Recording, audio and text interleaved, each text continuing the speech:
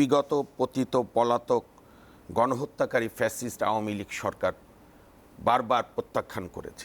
এবং আজকে আমি গতকাল বেগম জিয়ার যাওয়ার দৃশ্য দেখেছি, অবলোকন করেছি টেলিভিশনে। আজকে বেগম জিয়া এবং তার সুযোগ্য পুত্র এবং বিএনপির ভারপ্রাপ্ত চেয়ারম্যান তারেক রহমানের আবেগঘন পরিবেশও আমরা দেখেছি।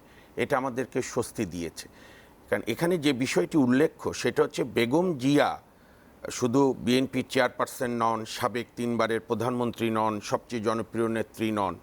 বেগম জিয়া হচ্ছে গত 15.5 বছরের যে বাংলাদেশের যে মানে আপনার আজ্ঞাবহ বিচার বিভাগ ছিল, সর্বোচ্চ আদালত, ম্যাজিস্ট্রেট থেকে শুরু করে আপিল বিভাগ পর্যন্ত, সেই সর্বোচ্চ আদালতের বিচার বিভাগীয় নিপীড়ন নির্যাতনের প্রতীক হচ্ছেন বেগম খালেদা জিয়া, তারপরই তারেক রহমান। এবং এটি যারা বিএনপি করুক না করুক, সকল নাগরিক বিবেক থাকলে এটা বলবেই। এবং এই নিয়ে আমরা আইনজীবীরাও বিভিন্ন সময় কথা বলেছি। দেখেন, আমাদের হাইকোর্টে, আপিল বিভাগে হাইকোর্টে একটা ঐতিহ্য হচ্ছে 5 বছর না 7 বছর পর্যন্ত সাজা হলে প্রথম দিনই আপিলের সময় বেল দিয়ে দেয়। বেগম জিয়াকে বেল দেওয়া হলো না। ওই ভুয়া মামলা, মেরিট নেই, সেটা তো সেদিন মানে নির্লজ্জ দুদকের উকিল এতদিন পরে স্বীকার করলো কোর্টে। এই জন্য তাদের বিরুদ্ধে ব্যবস্থা নেওয়া উচিত। সেই 5 বছরে মামলায়ও তাকে জামিন দিল না। দেন আপিল তাড়াতাড়ি 1 মাসের মধ্যে হিয়ারিং করে মানে নির্লজ্জভাবে হাইকোর্টের একটা বেঞ্চ 10 বছরের সাজা দিল। এবং আমি দর্শকদের মনে করিয়ে দিতে চাই কেন বিচার বিভাগের আপনার আমূল সংস্কার জরুরি।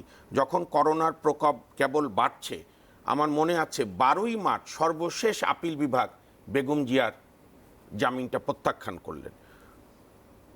পতিত পলাতক হাসিনার সরকার করোনার আতঙ্কে ভাবলো বেগম জিয়ার যদি, কারণ ওনাকে তো একদম আপনার আসামি, ফাঁসির আসামির মতো রেখেছিল পরিত্যক্ত জেল ভবন, হ্যাঁ পরিত্যক্ত, যেখানে উনি ছাড়া কোনো লোক ছিলেন, হ্যাঁ আসামি মানে কোনো অ্যাকিউজ ছিলেন না। তো সেইখানেও শেখ হাসিনা তার সোকল্ড মানে আপনার ক্ষমতা দেখানোর জন্য বিচার বিভাগকে না দিয়ে নিজে তিনি বাসায় আনলেন, মনে আছে আপনাদের, মানে ফিরোজায় রাখলেন। এবং তারপরে যখন বিএনপিরা যৌক্তিক আন্দোলন করছিল, অন্যান্য দলও, কি অহমিকা যে বেশি বাড়াবাড়ি করলে আবার আমি জেলে পাঠিয়ে দেব। তো সুতরাং আজকের দিনে আমি 2টা বিষয় আমার প্রতিক্রিয়া বলতে চাই। একটা হচ্ছে অত্যন্ত স্বস্তিদায়ক সংবাদ, কারণ আমরা ছাত্র জীবনেও যখন এরশাদের বিরুদ্ধে আন্দোলন করেছি তখনও তার আপসহীন ভূমিকা দেখেছি।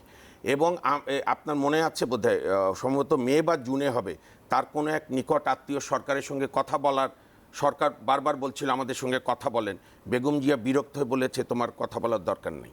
এবং এই যে আপসহীন, এবং আমি তো আজকে মানে বলতে পারি যে বেগম জিয়ার মতো এই সাহস তার দলের সকল নেতাকর্মীরাও অনেক সময় ধারণ করতে পারেনি।